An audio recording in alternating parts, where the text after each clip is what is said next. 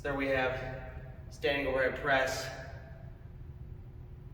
So I'm going to teach you how to do a standing overhead press, single arm, braced. And when you brace, you can use a rack, or the plate holder on the rack. You can also use a bench, just put the bench upright.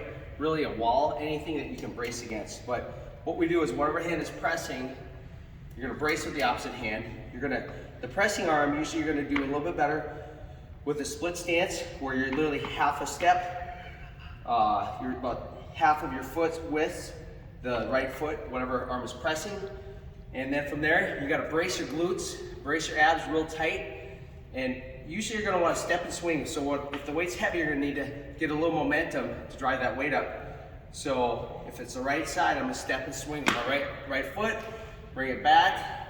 And you always start with the dumbbell down as low as possible. And you're going to do your press up and in, down and out. When you press, you always keep your elbow underneath the load. You don't want your elbow behind the load, because then you're going to press up and forwards. The weight should go in a straight line. If you have back pain, you got to really focus on, number one, this exercise might not be right for you, but you really got to focus on tight glute, tight abs. You got to have full range of motion in the shoulder. So when you bring your arm up, your shoulder only goes this far. You should focus on incline work. If you have that rounded back, you should focus on incline work.